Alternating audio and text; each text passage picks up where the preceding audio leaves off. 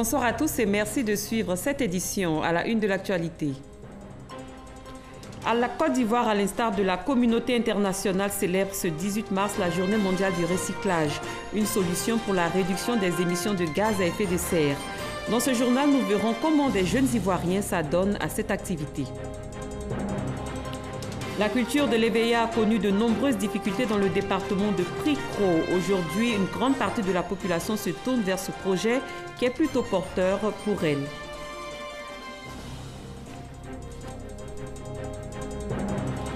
Le président russe Vladimir Poutine a été réélu aujourd'hui président de la Fédération de Russie avec plus de 70% des voix, selon les premières estimations publiées par les médias russes, alors que l'opposition a dénoncé plusieurs irrégularités au cours du scrutin. Bienvenue dans ce 23h. Le recyclage est une solution pour la gestion des déchets et la réduction des gaz à effet de serre. À l'occasion de la Journée mondiale du recyclage célébrée ce 18 mars, notre reporter Grace Kando a rencontré des jeunes Ivoiriens qui s'adonnent à cette activité. Vous allez le voir, ils font des choses incroyables avec les déchets collectés. Yopougon Sidessi, dans ce quartier, est installée une petite unité de fabrication de pavés fait à base de bouteilles en plastique et de sachets déjà utilisés. Les sachets que nous prélevons sont prélevés dans les rues. Et lorsque le stock est consistant, les particuliers nous envoient sur le site 400-500 par jour. Mais si nous avons eu une machine plus performante, je pense qu'on pourra faire le double et le triple. Bon, on a des commandes, mais on ne peut pas satisfaire la commande de la clientèle puisque les machines que nous avons ne sont pas trop performantes. Sinon le marché est porteur. Rien ne se perd en matière de déchets. C'est aussi le cas d'Ecosa Nature, établi dans un autre quartier de Yopougon.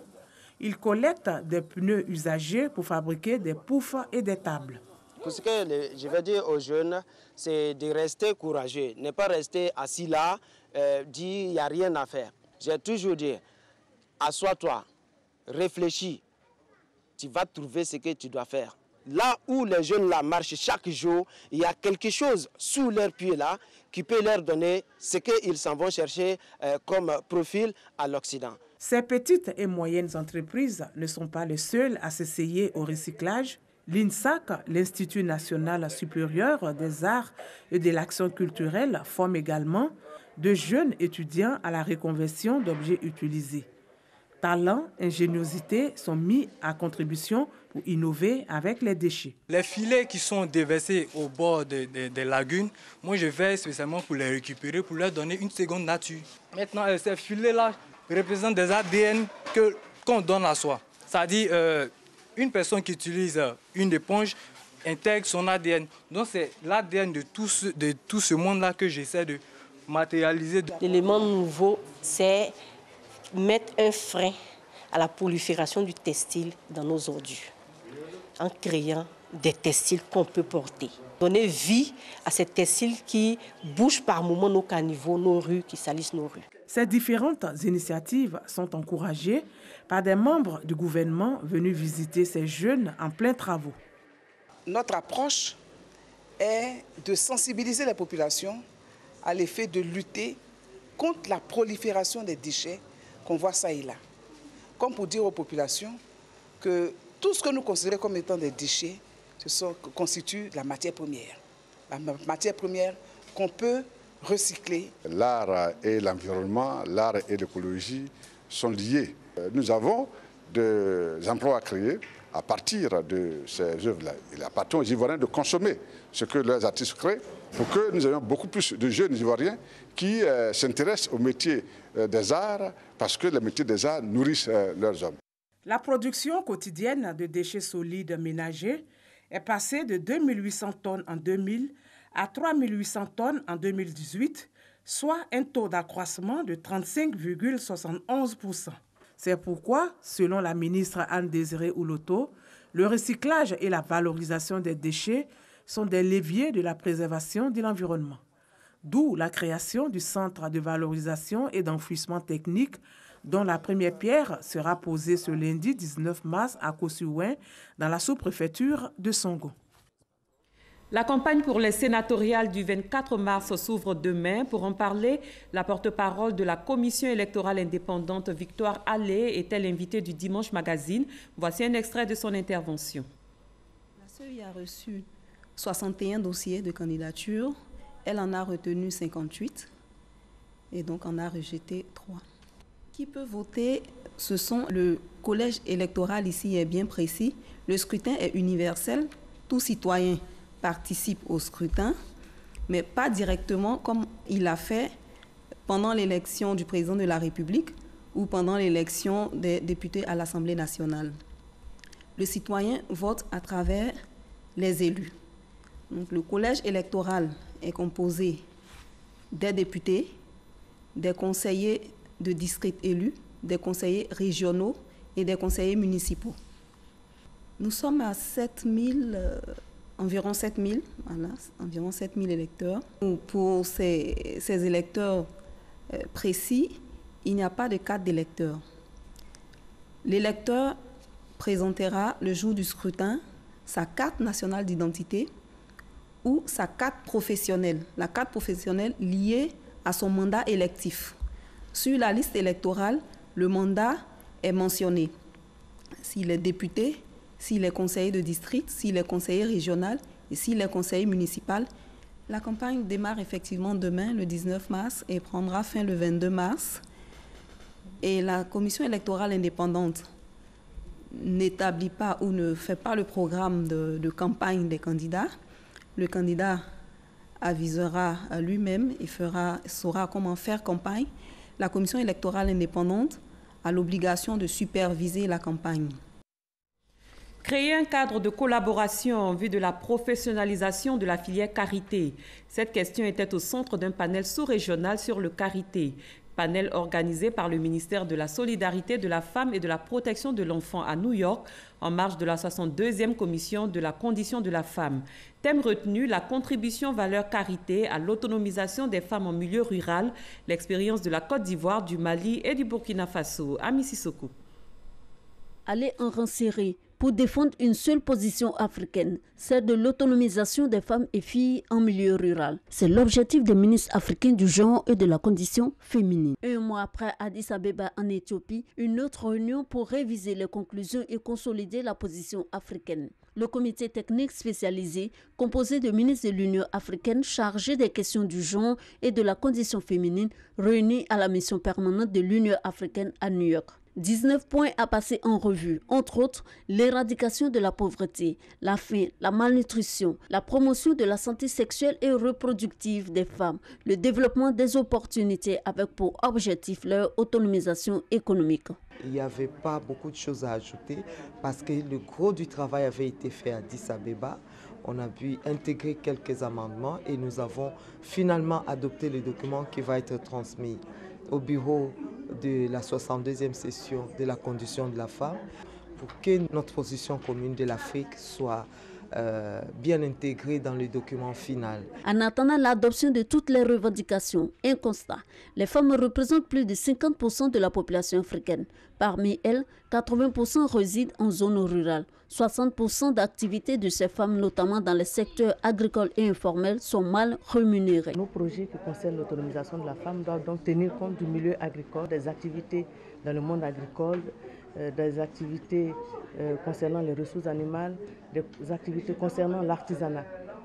Voici essentiellement ce que nous devons faire et orienter donc nos projets d'autonomisation en faveur des femmes qui exercent dans ces différents domaines. En Côte d'Ivoire, la population féminine vivant en milieu rural est estimée à 67%. De nombreux défis à relever pour l'épanouissement des femmes rurales. Environ 2 semaines d'échanges aux Nations Unies pour trouver une solution à la situation précaire de la femme rurale. Avant cette réunion consultative, la ministre Maria Toukone a rencontré des responsables des institutions spécialisées dans le domaine du genre et de la paix, notamment le secrétaire général de l'Organisation internationale de la francophonie et la directrice exécutive de l'ONU Femmes.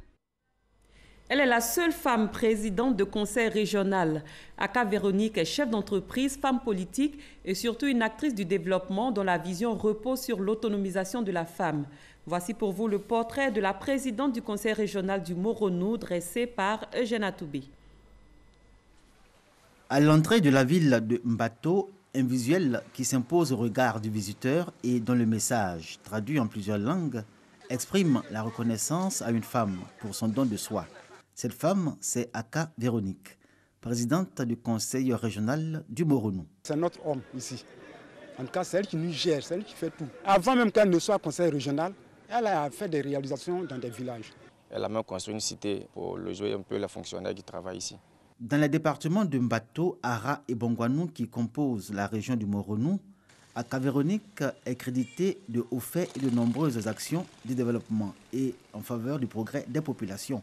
Surtout, son soutien aux femmes en termes de financement d'activités génératrices de revenus pour leur autonomisation. Nous avons reçu beaucoup de Véronique Aka pour nous aider à sortir de la pauvreté. Maintenant, on attend qu'elle nous aide à faire nos routes pour évacuer nos produits des champs d'Akbaossou vers les zones de commercialisation. Je me suis dit, il faudrait qu'on crée une banque pour la femme en Côte d'Ivoire. Et quand le ministre Kabanyale était venu, qu'elle a vu le prêt que nous avons fait aux femmes, elle n'a pas hésité de nous donner l'agrément.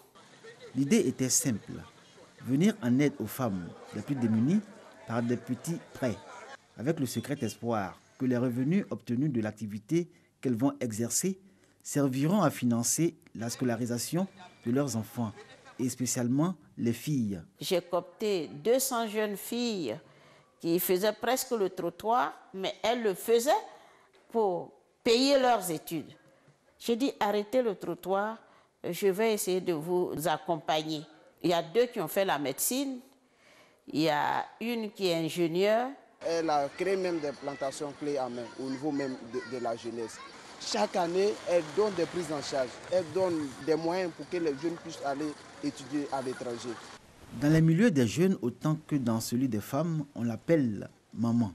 Pour son grand cœur, sa générosité et son sens du partage. Du coup, nombreuses personnes attendent d'être touchées par sa sollicitude, non sans quelques critiques, surtout à Lumumba et les localités environnantes, où Aka Véronique est née. On a quand même un projet ici pour les filles, elles vont se défendre ça, sinon c'est pas ça. À beau faire, tu seras critiqué. Je peux lancer un appel au cadre de la région de s'allier à cette dernière pour que demain, notre région émerge. Malgré les critiques et reproches en direction de cette femme, chef d'entreprise, elle reste dans le cœur des populations. Pour tous ses bienfaits, elle a été élue présidente du conseil régional du Moronou, première femme en Côte d'Ivoire à occuper ce poste. Également, vice-présidente de l'Assemblée nationale, présidente nationale de l'Union des femmes du PDCI rural et toujours présidente du REFAMSI, réseau des femmes africaines ministres et parlementaires, section Côte d'Ivoire. En somme, une femme bien ancrée dans la politique et dont les actions sont centrées sur l'homme, son bien-être et sa réalisation dans la droite ligne d'une vision humaniste qui donne à la femme toute sa place et son pouvoir dans la société. Tout ce qu'elle a appris là, c'est avec Oufoué-Boigne. Dans le Moronou, elle est connue. Vous allez dans la région de Daloa, elle est connue. Vous allez vers Abengourou, elle est connue. Vous allez vers Aboissou, elle est connue. Elle est connue partout parce qu'elle pose des actes partout. Aka Véronique appelle de tous ses voeux des candidatures féminines à tous les postes électifs, sénatorial, municipal et régional. Pour relever le taux de présence féminine, une 2e, 3e ou 4e femme présidente de conseil régional. Pourquoi pas? Aka Véronique y croit fermement, au regard des progrès immenses réalisés par la femme aujourd'hui dans la société. Ce 18 mars est dédié aux lépreux. En Côte d'Ivoire, la journée mondiale des lépreux est célébrée dans la ville de Toumoudi autour du thème « En route pour l'éradication du lépreux ». Le ministre Raymond Goudou-Kofi a réaffirmé à cette occasion la volonté du gouvernement d'éradiquer cette maladie. Kader Sogodogo. Esplanade de la sous-préfecture de Toumoudi. Le ministère de la Santé et de l'Hygiène publique, ses partenaires techniques et financiers, des malades de la lèpre et la population du département de Toumoudi sont rassemblés pour la célébration officielle de la 65e journée mondiale de la lèpre. Thème choisi, en route pour l'éradication de la lèpre. Hier, maladie de la honte. Aujourd'hui, la lèpre se guérit et doit faire tomber toutes sortes de barrières. Un moment arrivé, j'ai vu les taches sur ma peau. Au bout de 6 mois, j'ai vu que les taches qui sont sur ma peau sont en train de disparaître. Si un an après, 12 mois, je n'ai jamais vu ces peaux-là, ces peaux sont disparues, sont parties complètement. J'ai voulu même continuer les médicaments, le traitement. Il m'a dit, mais monsieur Sio, tu es guéri comme ça, c'est fini. Et depuis ce jour, jusqu'à présent, je n'ai plus senti ces taches sur ma peau. Et vous le voyez, actuellement, je suis bien portant. En 2017, la Côte d'Ivoire a enregistré 773 nouveaux cas de lèpre contre 893 en 2016. Après tant d'années de lutte, il serait temps de passer à autre chose. Nous avons réussi à sortir la Côte d'Ivoire de la polio, vous le savez. Nous avons sorti la Côte d'Ivoire du tétanos mère-enfant. Tout ceci depuis l'avènement de son Excellence, Monsieur le Président de la République, à la tête de ce pays.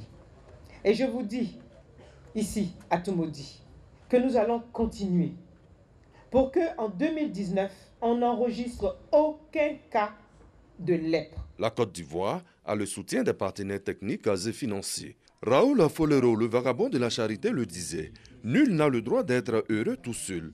À Toumoudi, les malades de la lèpre ont bénéficié de plus de 2 millions de francs CFA de dons en vivres et non-vivres ainsi qu'en numéraire. Les meilleurs acteurs de la lutte contre la lèpre ont quant à eux été honorés par Dr Raymond Goudou Kofi. La première fois Made in Côte d'Ivoire, c'est dans 4 mois ici à Abidjan. C'est une plateforme de promotion des produits nationaux. Le lancement a eu lieu récemment en présence du ministre du Commerce, de l'Artisanat et des PME, Francis Poifou.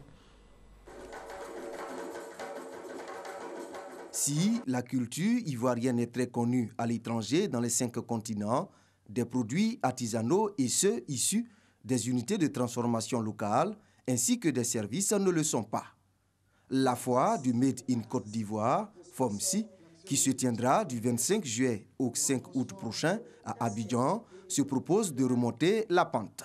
Notre objectif en fait, c'est d'accompagner cette stratégie en donnant de la visibilité à tous ces produits qui sont fabriqués sur le territoire ivoirien. Donc la FOMCI est une opportunité pour toutes ces structures-là de valoriser leurs produits pour que le label Made in Côte d'Ivoire soit déjà consommé au niveau domestique, c'est-à-dire par les Ivoiriens, par les populations vivant en Côte d'Ivoire, et que le label Made in Côte d'Ivoire également puisse être exporté sur l'ensemble des 5 continents. Des espaces seront réservés aux grandes, petites et moyennes entreprises avec des prix étudiés. 75 000 francs CFA pour l'inscription et 160 000 francs CFA le mètre carré selon les organisateurs. Après avoir fait un benchmarking par rapport aux différentes foires au salon de même envergure qui sont organisées au niveau de la sous-région. Donc ce sont des prix qui sont compétitifs. Le ministère en charge de l'artisanat prendra des dispositions pour subventionner la participation des artisans, je veux dire, au cours de cet important salon. Plateforme d'échange entre opérateurs économiques, consommateurs nationaux et internationaux, la foire du Made in Côte d'Ivoire, FOMCI, la première du genre, vise l'accès à un marché de plus de 220 millions de consommateurs.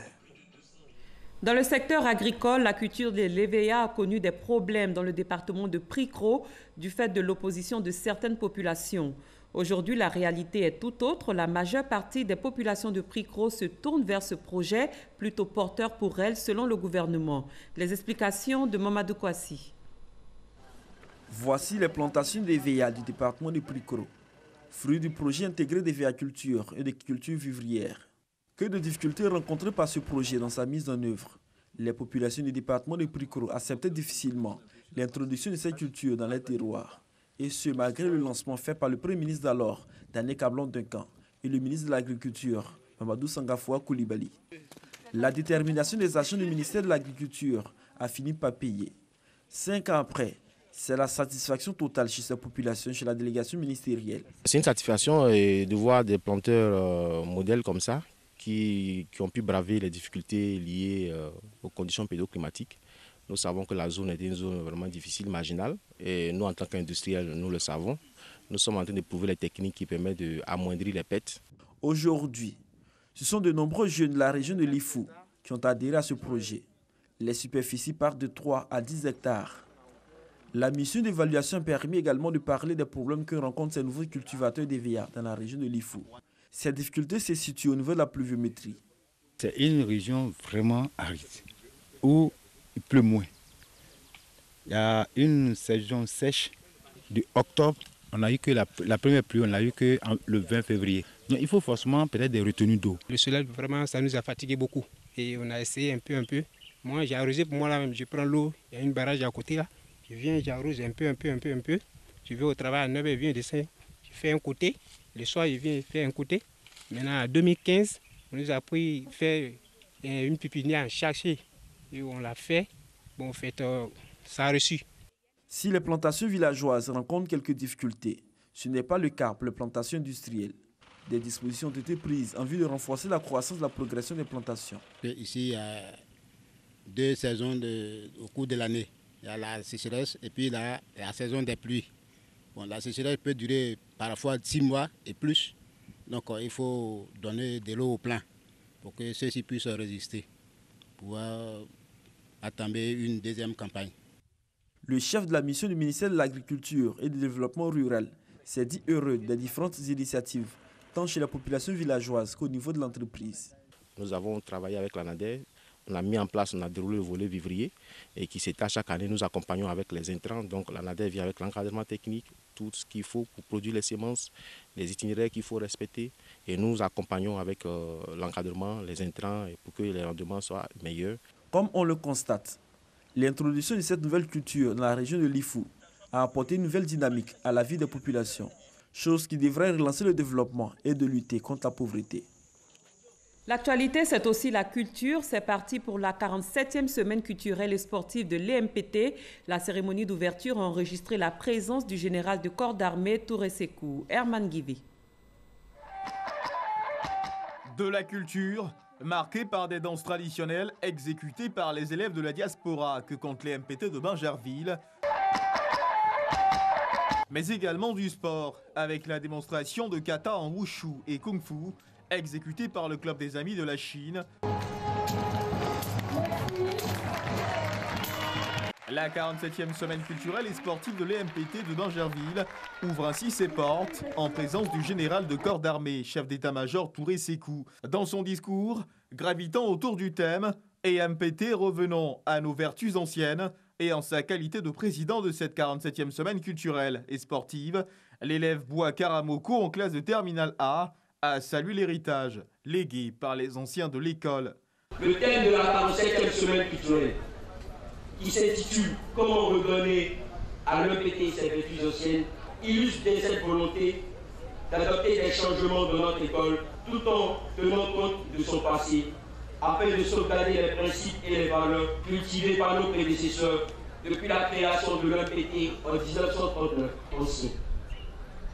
Oui, vous êtes un modèle pour nous à travers votre savoir, votre savoir-faire et votre savoir-être. Ancien enfant de troupe de la 44e promotion, le parrain de cette célébration, Ouattara Ben Hassan, s'est réjoui de la rigueur et de l'excellence qui continuent de demeurer au sein de l'EMPT de Bingerville. Chers cadets et cadettes, cette école nous a appris certaines valeurs.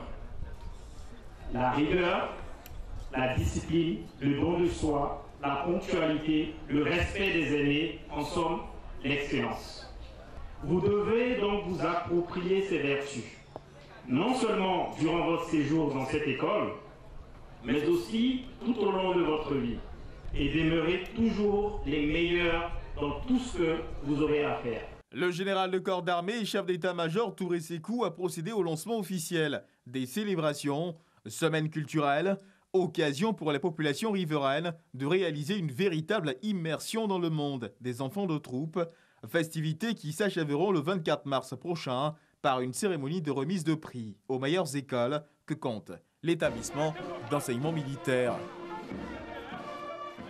À présent, le tour de l'actualité internationale de la semaine. Ce 7 sur 7 est une sélection de Gabriel Zani.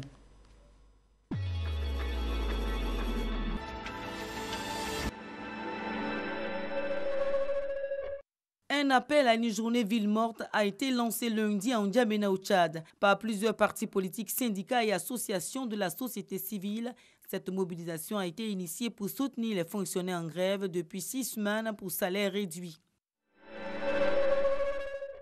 Il faisait partie du gouvernement depuis l'arrivée de Donald Trump à la Maison-Blanche. Le chef de la diplomatie, Rex Tillerson, a été limogé mardi par le président américain. Il a été remplacé par l'actuel directeur de la CIA. Donald Trump a également nommé Gina Haspel à la tête de l'agence de renseignement. Elle est la première femme à devenir la directrice de cette institution. Près de 6 mois après les élections législatives du 24 septembre 2017, la chancelière allemande a enfin été réélue ce mercredi par les députés avec 364 voix sur 692. Angela Merkel entame son 4e mandat en tant que chancelière. Sa nouvelle équipe comporte 15 ministres, dont 9 hommes et 5 femmes.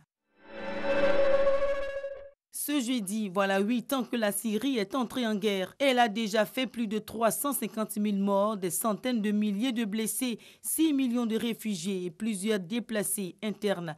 Ce conflit a provoqué, selon les Nations Unies, l'une des plus graves crises humanitaires depuis la Deuxième Guerre mondiale et aucune perspective de solution ne se profile à l'horizon. Apporter une réponse idoine au réseau de trafiquants de migrants en Afrique subsaharienne. C'est le sens de la réunion qui s'est tenue vendredi à Niamey au Niger. Les ministres de l'Intérieur et des Affaires étrangères de 9 pays africains dont la Côte d'Ivoire ont planché sur les stratégies à mettre en place pour démanteler les réseaux et stopper durablement leurs actions. L'Allemagne, l'Espagne, l'Italie et la France ont aussi participé à cette réunion. L'idée est de renforcer le contrôle à leurs frontières. Xi Jinping, 64 ans, a été réélu ce samedi à la présidence de la Chine à l'unanimité par près de 3000 députés présents à la session plénière annuelle de l'Assemblée nationale populaire. Il était le seul candidat à se présenter devant les députés. Les Russes ont commencé à se rendre aux urnes ce dimanche pour élire le président de la Russie. Mais pour beaucoup d'observateurs, cette présidentielle est sans surprise. Elle va consacrer le triomphe de Vladimir Poutine, crédité d'environ 70% des intentions de vote. Une victoire qui placerait l'actuel président russe aux commandes du pays jusqu'en 2024.